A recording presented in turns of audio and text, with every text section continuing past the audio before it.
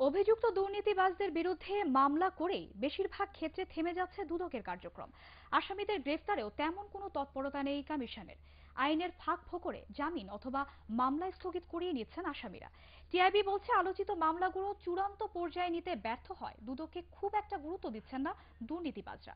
আইনমন্ত্রী আনিসুল হকও বলেছেন, মামলা পরিচালনায় দুদকের দুর্বলতা চোখে পড়ছে। আরো জানাচ্ছেন মাহবুব কবির চপল।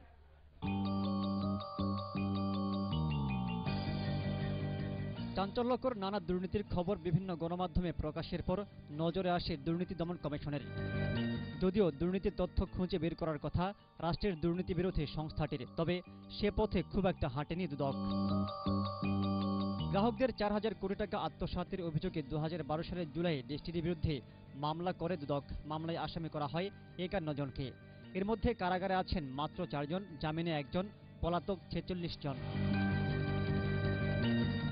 সোনালী ব্যাংক থেকে প্রায় 3,500 কোটি টাকা ঋণ জালিয়াতির অভিযোগে হলমার্কের বিরুদ্ধেও একই বছর মামলা করে কমিশন। মামলায় আসামি সংখ্যা 25, কারাগারে 7 জন, জামিনে 1 জন, পলাতক 17 জন। বহুল আলোচিত পদ্মা সেতু প্রকল্পে দুর্নীতির অভিযোগেও মামলা করে দুদক। আসামি করা হয় কানাডার 3 নাগরিক সহ 7 জনকে। 2 জন গ্রেফতার হলেও পরে জামিনে মুক্তি পান তারা। গ্রেফতার হয়নি বাকি 5 জন। টিআইবি বলছে, দুর্নীতি করেও শাস্তির আওতায় আসছে না দুর্নীতিবাজরা। এজন্য কমিশনের অদক্ষতা আর পেশাদারিত্বের অভাবকেই দায়ী করছে সংস্থাটি। তো যারা দুর্নীতি করেন তাদের পক্ষে যে সমস্ত আইনজ্ঞ দ্বারা দাঁড়ান, তাদের তুলনায় কিন্তু দুদকের মামলা যারা পরিচালনা করেন তাদের যে ক্যাপাসিটি সেটা কিন্তু খুবই একটা অসামঞ্জস্যপূর্ণ। যে যারা অপরাধ করছেন, দুর্নীতি করছেন, তাদেরকে বিচারের মুখোমুখি হতে হয়, সেটা যেই হোক না কেন। যার ফলে এটার একটা ইতিবাচক প্রভাব পড়বে দুর্নীতি নিয়ন্ত্রণের ক্ষেত্রে।